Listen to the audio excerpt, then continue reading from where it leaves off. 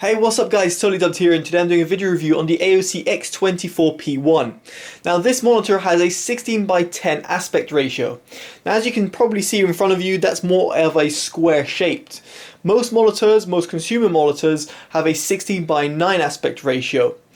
This monitor is aimed at businesses, and therefore for those who have like Excel spreadsheets and whatnot, that extra little bit on the edge of the screen gives you that extra few lines. So this is really aimed at businesses, and this review will be based on that. Now the monitor has a 1920 x 1200 resolution. It runs at 60 Hz. It has a response time of 4 milliseconds. It's an IPS panel, and as I said, it is a 16:10 aspect ratio. It's got 2x2 watt speakers. It's got 4 USB 3.1 ports, which can be found on the left-hand side. The right-hand side of the monitor. In terms of inputs, you've got HDMI 1.4, VGA, DVI, and DisplayPort 1.2. So pretty much all the inputs that you'd ever need on there as well. Inside the box, you've also got a variety of different cables that are included, so you won't have to worry about that either. Just thought to mention that because obviously this is more aimed at businesses. Now the monitor itself can be found for around £230 to £240, that's including VAT. In comparison, in terms of the market, you can find a Dell U2415, which is also a 16:10 24-inch IPS monitor that can be found for around £230. Now I haven't seen or reviewed the Dell monitor, so I can't really comment on it, but I just thought to mention it in this video as an alternative panel to get. So first of all, let's talk about the build quality. Now the monitor has a solid black stand. It looks pretty much nice and will blend into any business environment. What I specifically like about this monitor is its thin bezels. It's got a 3-side borderless design, which means it feels like it takes less space up on a desk, and it very much is the case. Now the monitor has something that's pretty good and pretty, not to say unique, but it has 150mm of height adjustment. Now most monitors come from around 120mm, and that extra 30mm gives you that better, can give you a better posture. So at least in my case, I've got a good desk that has a monitor riser anyway, and I've got a good chair, but in most office environments you won't have that, and in fact you'll be kind of like looking down towards the monitor. With its massive height adjustment, it means that it actually stretches all the way top to the top of my table, which is unlike any other monitor I've come across. So that's a really good point by AOC, and I really love what they've done. Now the monitor has full height, pivot, and tilt adjustments, and you can also obviously rotate it 180 degrees as well if you prefer to use it vertically rather than horizontally. Given it's a square, or shall I say slightly square dimension, it also might be quite useful if you want to use it in that mode, especially when it comes to, I don't know, again, looking at spreadsheets or whatnot. Now thankfully AOC haven't put any touchscreen buttons. They are forward-facing physical buttons, and I very much like that. Just as a consumer, let alone for someone who's in terms of business, it's a lot better.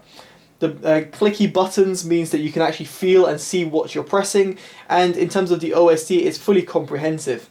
I would suggest using it on the user setting, and I would suggest putting red to around 48 and green to 49. However, if you don't want to mess around with the RGB settings, you can go to the sRGB pre-calibrated profile, which can be found in there.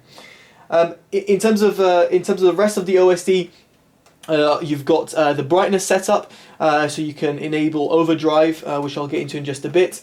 In terms of the extras, you can see what the refresh rate is currently running at, which is 60 Hz as it stands. Obviously, if you're going to use older inputs, then it might not have that. I'm using DisplayPort currently.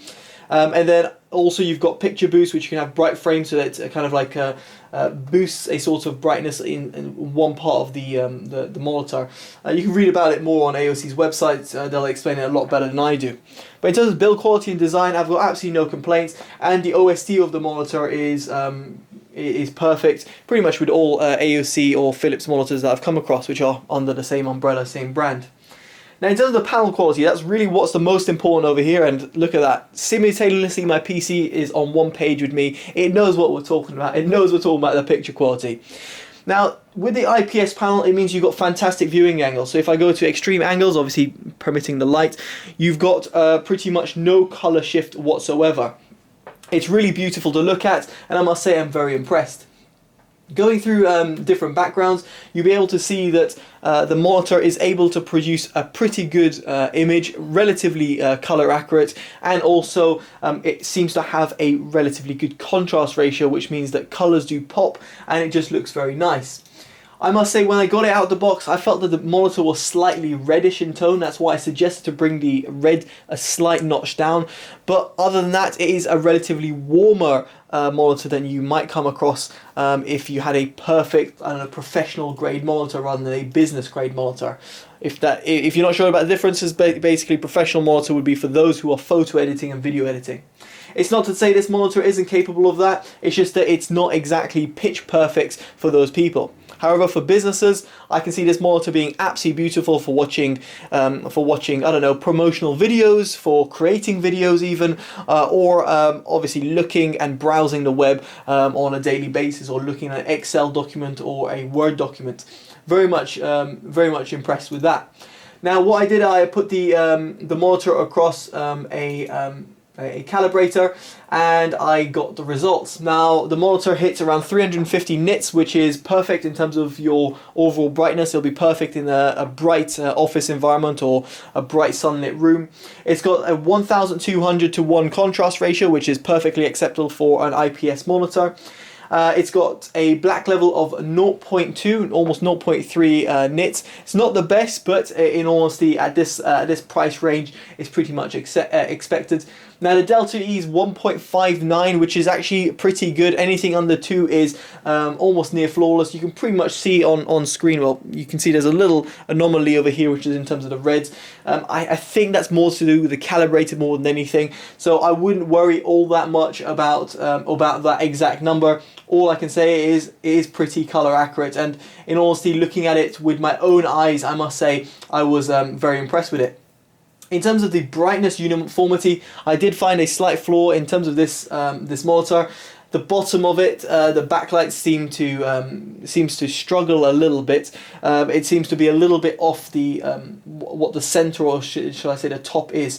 Now, the variance is only about -10%, which at this level, again at this price, is completely acceptable, but it's just something worth noting. If you're going to be really a professional editor or color grading, you will want a completely perfect image, and this monitor isn't it. If you want something like that with a same sort of resolution and aspect ratio, you might be looking to pay about 2 to 3 times the price for like a monitor from a ISO or similar. So just bear that in mind. Finally, in terms of its sRGB and Adobe and DCI P3 coverage, they're all very good. Our sRGB hits 98%, Adobe 73%, and DCI P3 77%. Now, bear in mind, it doesn't have an Adobe or DCI P3 modes. It has sRGB mode only. So bear that in mind, that this is calibrated to the sRGB color gamut rather than the other two. So overall, in terms of color reproduction, I must say I'm pretty impressed. It is very good. It looks visually stunning, and to my eyes, for someone who's looked at around 110 or 100 plus different monitors, varying from very cheap monitors to very expensive monitors, I must say I'm impressed what AOC have done over here. It looks really nice, and especially at this price range, it's definitely an impressive monitor. Now, finally, I know this is not really aimed for gamers, but it wouldn't be me if I wasn't going to put some games on it and see how it does. I can't see anyone gaming at work, but I could see potentially game developers using this monitor, or let's say you're on your lunch break and you want to play a quick game or something like that. How does it perform? Well, the monitor has a 60 Hz refresh rate, and its response time isn't the best, and it's pretty much perceivable in a game like Counter-Strike.